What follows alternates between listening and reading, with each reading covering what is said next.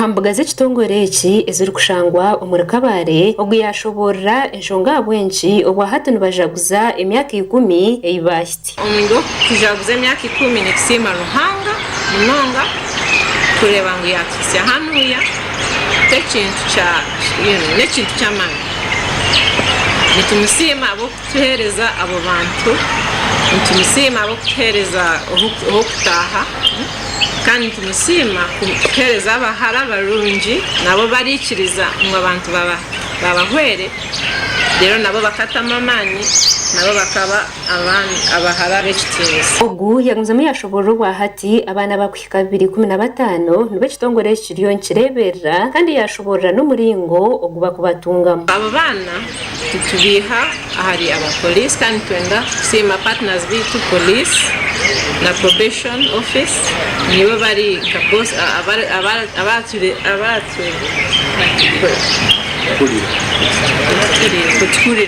baratukurira so abana bitu nibaruga omuri probation office hamwe na police hamwe n'abantu bo mu community abari concerned. Omukoro gwo kujaguza emyaka 10 e GraceVilla yahitya nguza kubaho agati y'ebiro mushanju kuza 12 by'okwezi kwa mushanju kandi abatebekanisa bashobora kubeinemu empaka zo kwirika okutemba urushozo rwa rwenzori okureba za filmu hamwe n'ebindi. We are going to have a groundbreaking ceremony which will be held there. We'll have it will be ceremonious, a groundbreaking ceremony. So after that the program goes to the children. These ones. They are taking over. We're opening the home. So people will get to just come in the gate, enter the house, see where we live, where we sleep, where we cook, where we read, where we pray. Then they'll see the officers, but then more importantly, we'll have stations of all the programs that we do.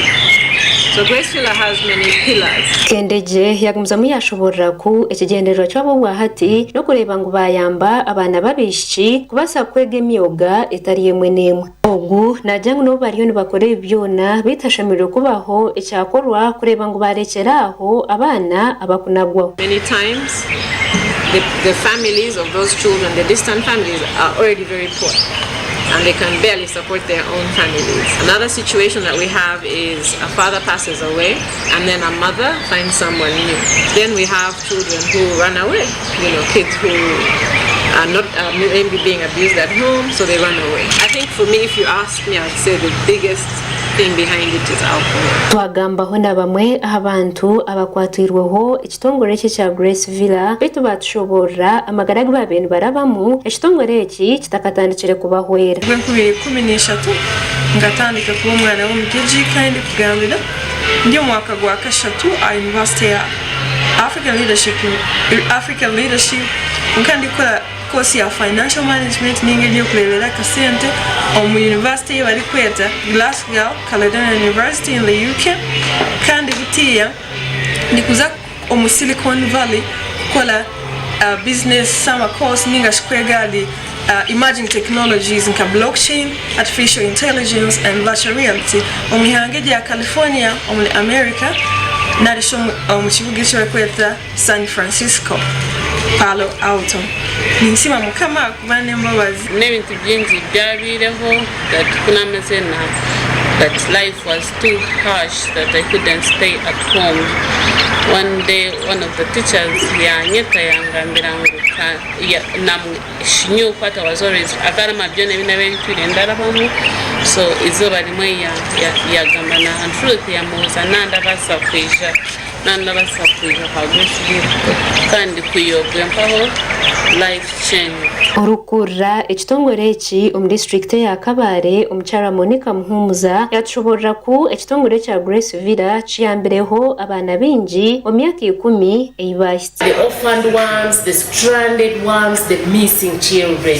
They are the categories of children that we do seek temporary shelter from GraceVilla among other childcare institutions that we have in Kabale. Beautifully, GraceVilla is duly approved. Yagumza muyashobora ku burmezana ntibatunga abana abari hagati ya mwenda kuza hari 12 abakuba banagirweho abazire ba kurigirira hakitongore cya UNICEF nkigira ngo bucwe katano na mwenda w'abishi hamwe na 8 bw'abojo bateganisa ubwo munongo mu ihanga umukura gashakwa Sofani wamanya abwa Sky TV agenshunga.